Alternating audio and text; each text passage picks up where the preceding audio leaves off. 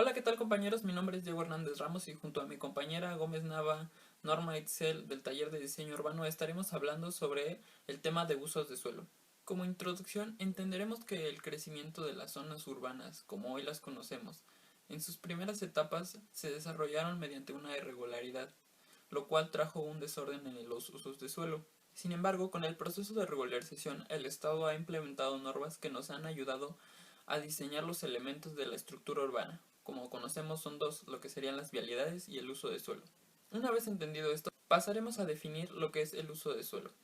El uso de suelo es la distribución espacial del territorio con fines urbanos, es decir, toda aquella distribución espacial de las actividades que puedan tener en los distintos suelos, lo cual es determinado por zonas. De esta forma podemos encontrar los distintos usos de suelo en programas parciales, estatales, regionales o locales. Enriqueciéndonos con otra definición que nos proporciona Carlos Corral y Becker en su libro Lineamientos del diseño urbano, nos dice que el uso de suelo hace referencia a la distribución geográfica espacial planificada de la ocupación del suelo para fines urbanos. Ahora hablaremos de cómo se distribuyen. Como tal, no encontraremos una forma o una guía exacta de cómo serán las distribuciones de los usos de suelos, sino que la dosificación de áreas dependerá de las actividades y necesidades de la población, tomando en cuenta características como socioculturales, económicas, normativas y de densidad. De esta forma podemos clasificar los usos de suelo de acuerdo a su accesibilidad, teniendo zonas públicas, semipúblicas y privadas. Hablando de las áreas privadas,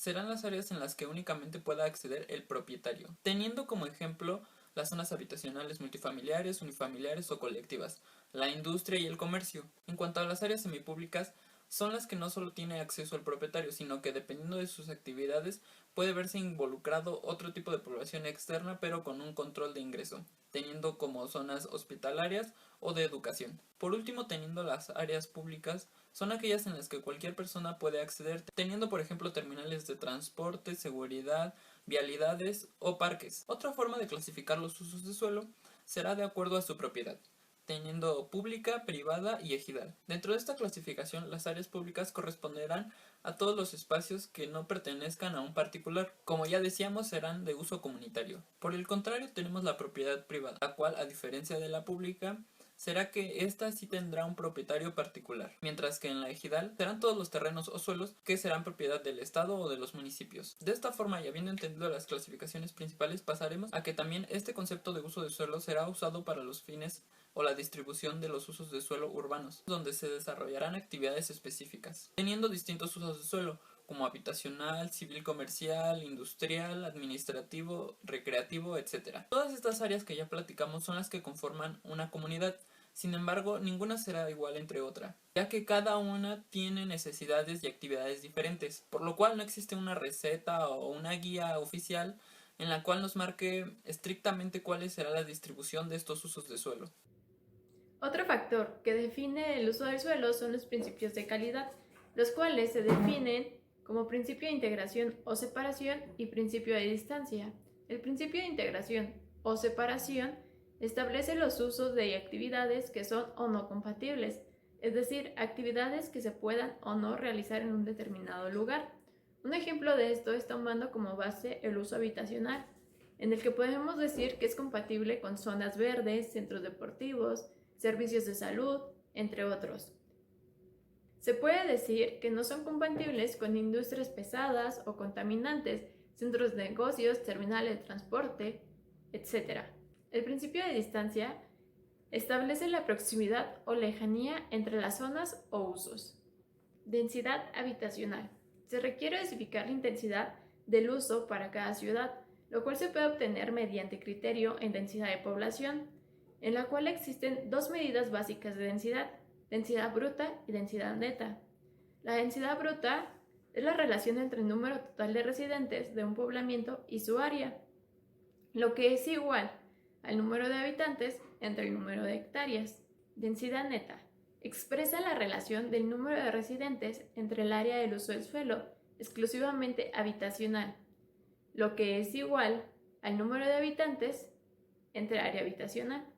Intensidad de uso de suelo. La intensidad de uso de suelo es la relación existente entre la superficie construida total de un predio y su propia superficie. Coeficiente de ocupación del suelo. Es la relación de la superficie ocupada en planta con total de la superficie del terreno, la cual sirve para determinar el área libre y el área ocupada, la cual es igual a la superficie ocupada por construcción entre la superficie total del terreno. Coeficiente de utilización del suelo. Es la relación entre la superficie total de construcción en planta y alzado de un terreno y la superficie total del mismo, la cual nos ayuda a determinar el volumen de construcción permitido, el cual es igual al volumen de construcción total sobre la superficie del terreno. Nomenclatura. Utilizando como ejemplo el Plan de Desarrollo de la Ciudad de México, se puede observar la nomenclatura del suelo urbano de la siguiente forma: H, habitacional; HC, habitacional con comercio en planta baja; HO, habitacional con oficinas; HM, habitacional mixto; E, equipamiento; I, industria; AV, áreas verdes; EA, espacio abierto; CB, centro de barrio; PPDU, programa parcial de desarrollo urbano. Para explicar un poco más la nomenclatura de cómo se lee, se tiene el siguiente ejemplo.